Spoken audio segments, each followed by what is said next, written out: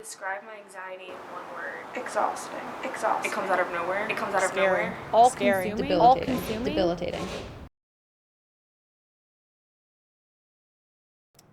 It's probably affected my life in every way. I mean, it affects school, it affects friendships, it affects relationships. So, in all those aspects, I feel like it makes me have to think more than the average person, but also it gives me kind of always something that's going to be like looking over my shoulder in a way. Like I can't ever just focus on one thing.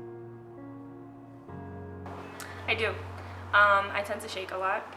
I tend to I call it like fidgeting. So like I'll fidget my fingers, I'll shake my legs.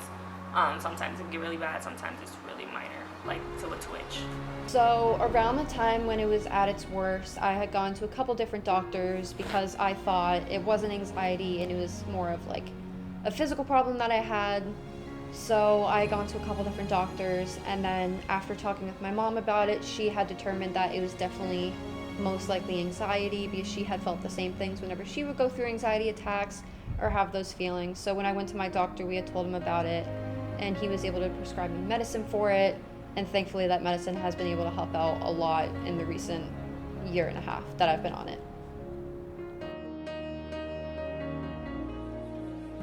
I don't know, I usually would describe it as something is wrong in my body because I have a lot of health issues, but it's just my heart quickens, my breathing is more rapid, and I feel like it's harder to breathe for me, so that's when I really have to focus on those things. But I guess it's just something that happens when I feel uncomfortable or I'm in a situation that it's almost like if you like someone describing like claustrophobia where like things are like closing in on them. It's kind of like that is what it feels like when I'm having anxiety.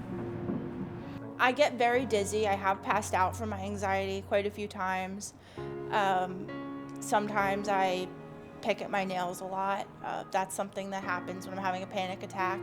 And I get really bad palpitations usually.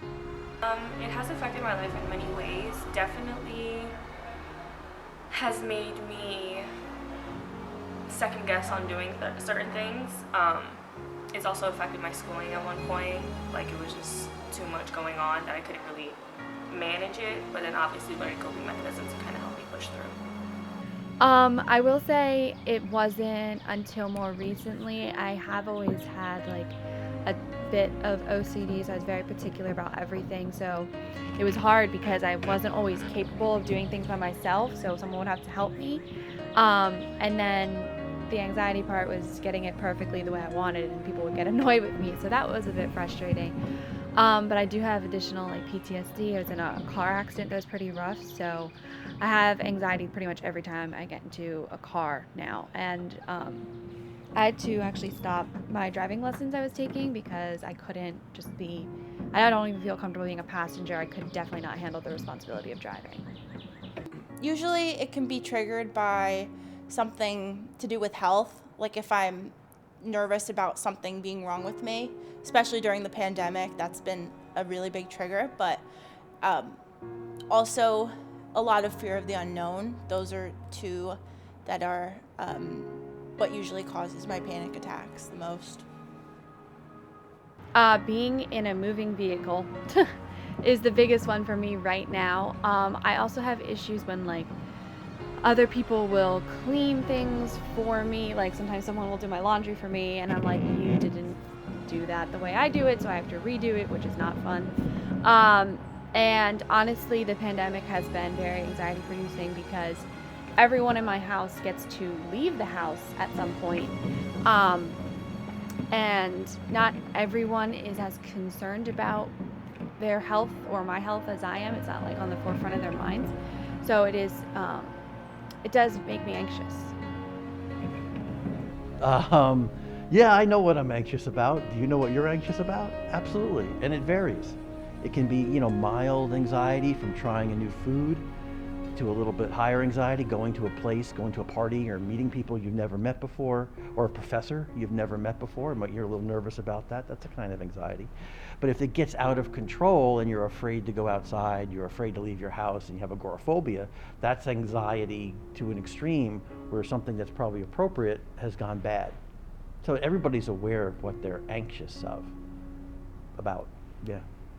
Yes, I have shivers, tremors. Sometimes I get very hot and sweat. Sometimes I have a huge headache. My heart races. Pretty much the whole entire deal when it comes to anxiety attacks.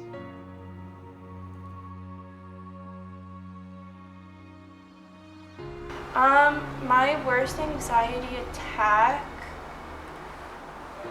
even though it wasn't a very long one, I just remember screaming to my parents that, like, I wanted to die, because that was, which is really bad, but, like, I was just in, like, such a bad place in that moment, and I was just, like, uncontrollably, like, sobbing, and just, like, could not, like, calm down for, like, the life of me. Back in 2016, I was very sick, in and out of hospitals, and my anxiety took over. Tremors, sweating, shaking, very traumatic, and every time I've felt an anxiety attack come on, I'm always worried that I'll get to that point again, because it was very disturbing. I just wasn't happy with the way my anxiety was at that point, and it was very scary. So basically, one of the things I suffer from my anxiety is hypochondria.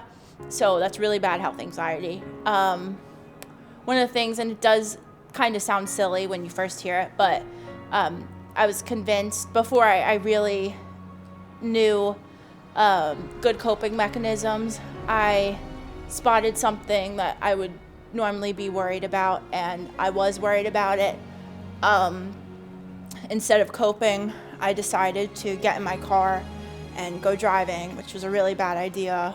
I ended up driving for 4 hours and just bawling my eyes out, and I just couldn't see straight, and my heart was racing. And it got to the point where I almost had to call 911 if I didn't stop. But that was probably the worst one I had, because it was a total loss of control. My worst anxiety attack. My worst anxiety attack was definitely, it felt like an out-of-body experience. So I felt like I was watching me doing things, but yeah, I couldn't calm down, I couldn't breathe, I was shaking.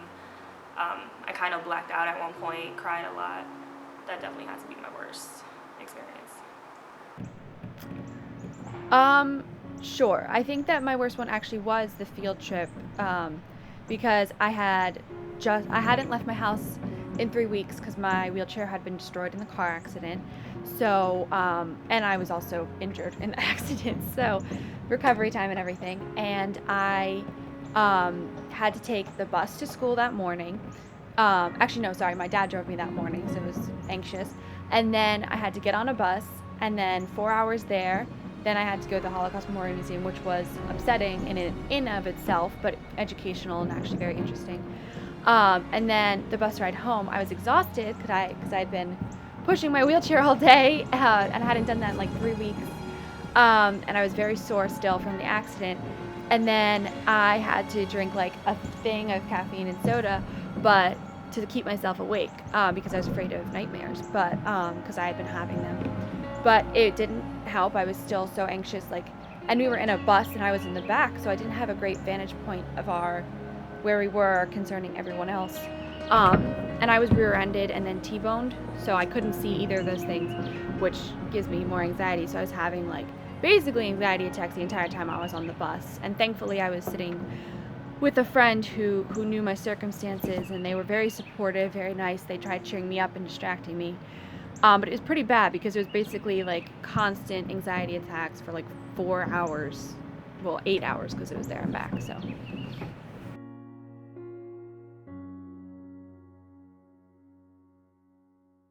Anxiety pretty much defines my life, but I don't let it.